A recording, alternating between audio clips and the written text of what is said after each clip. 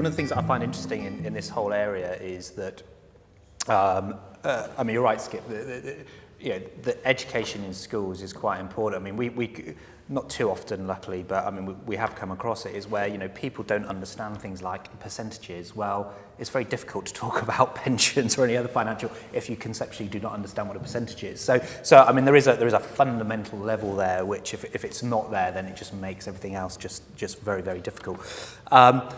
But once someone's in the workplace, even if they're just starting out on their career, one of the things that I find very interesting is that companies, generally speaking, and I'm talking sort of the medium to large end here, but they seem to have lots and lots of benefits on offer of all sorts of description.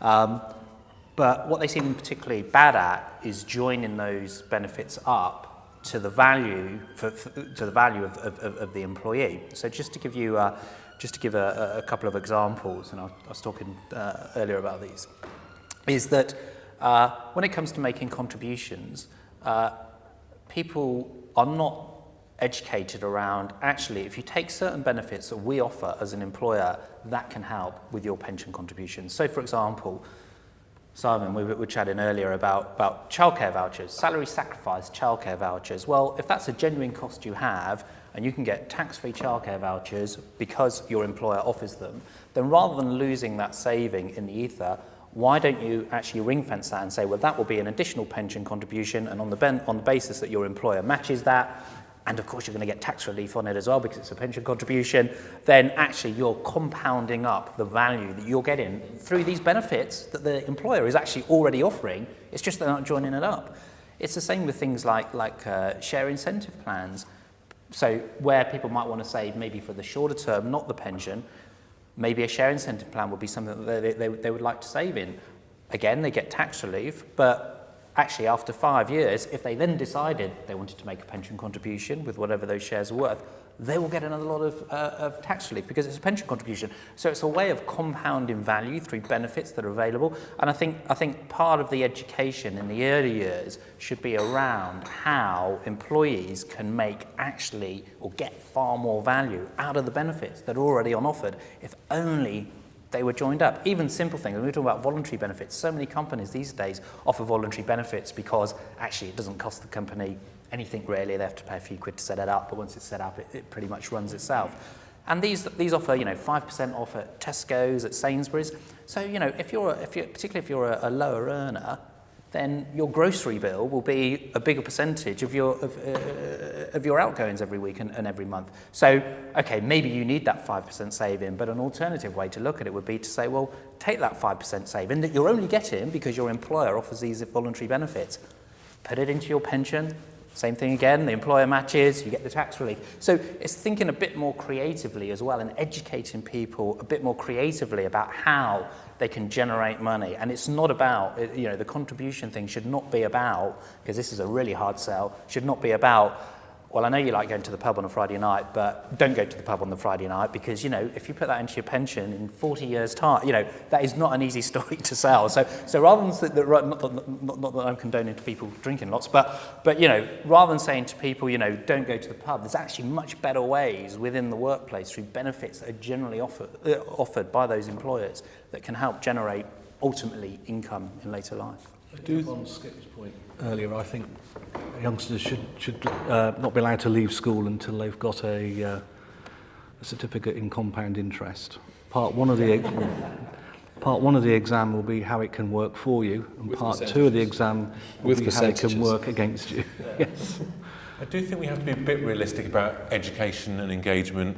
I mean, obviously, there's lots of large companies, the higher net worth people who will want to get engaged with their pension saving and will have the time and inclination to do that. But, the whole reason why we introduced auto-enrolment was because we recognised that, trying to get information out about pensions wasn't going to encourage them to join their pension, get them to join their pension scheme in itself. Needed to give them that push to do it, make that the default. And we're going to, you know, in the future, we're going to have millions and millions of people in pension saving coming to retirement. And it's just not, how realistic is it to think that we're going to be able to engage and educate and provide advice to all of those? Lots of those people will be working in, you know, service-related industries where just the likelihood of being able to put someone in front of them is, you know, going to be very unlikely when they're working out in a coffee shop or a supermarket or, you know, doing jobs where that's just not likely to happen. And so I think in the end, there is going to have to be some kind of, like with auto enrollments, and, you know, default options, systems for making sure that, as in sort of kind of big providers like Nest have put in place, systems for making sure at least there is some level of shopping around done on people's behalf, so that the default is better than what often a lot of people get at present. And we've got to be realistic, and the industry needs to try and adapt to an awful lot of people who are going to have smaller, moderate pots who are going to be completely unengaged, whereas at present, due to the history of pensions, the industry is very focused more on the kind of high net worth end, the big employers, and there's a whole wider world out there of pension saving that's going to come to fruition over the next few decades, and we need to gear up for.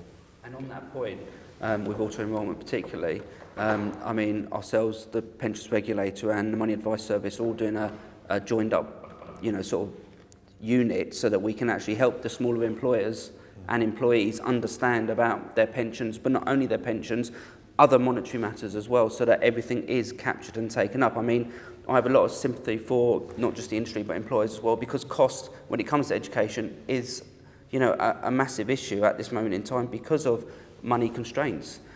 We are talking to people within the industry as to how best we can do it. I mean, there are organisations out there such as us who are funded. We won't charge for our service, so, you know, anything we can do to help and make things work, as well as, you know, you've got the money advice service, you've got the money advice trust, you've got charities out there that can help with money issues as well, which, you know, linking that into employers, to other stakeholders, to the industry, that we can all do a joined up approach where we all give to help at the end of the day, the employer and the member, the man on the street, will all benefit. So if we can work together to make it as easy as possible, I think it's only a win-win for us. But I think you hit the nail on the head with the education. I mean, with the way that the country is, we live in a society that, you know, it's proven we don't necessarily want to save. You know, we would like to spend money. You know, we need to educate, and how we do that is the tricky one. Picking up on what Jonathan, you summarised all of the benefits that could be bundled together to enhance or compound interest, the overall effect.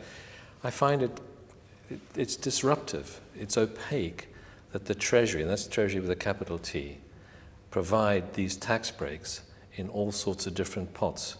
Why can we not? You know, we've had to create auto-enrollment to actually, which is horrendously complicated in itself. Why can we not have the tax subsidy for planning for retirement in one pot? Call it a mega ISA, 50,000 a year, rather than having limits, lifetime, I mean, even for people who are relatively sophisticated, this is not a simple subject. Goodness knows what it's going to be like for the average person in auto-enrollment. But that's absolutely essential that we have something like auto-enrollment. And again, why should we persevere? And I think certainly if we think that auto-enrollment is to a large extent based on the Australian model, you have to feel encouraged, because the Australians were initially extremely reluctant. But once the per annum rates started ramping up and people started seeing no longer £37,000 average pot at 100,000, the Australians have had to row back and say, well, you can't take all of that when you retire. You've actually got to leave some of it in there, because you're suddenly leaving a hole that we were trying to prevent in the first place. So I think that there's an element, a strong element probably, coming through what we're doing, that people will start to get engaged through communications, and obviously people will adapt and adopt, and like people like the NAPF will help the smaller firms to do a lot more to, if you like, inherit the best from the bigger schemes. And I feel very encouraged that with the steps that we're doing, or the road we're going down, is the right way to go. But we won't get there overnight. It'll take us a little while to get there. And other people are going to have to play a role. Education, for sure. But all I was saying earlier is I'd like to see that education start a lot earlier and get people engaged so they actually can do their times table and work out a percentage and understand compound interest.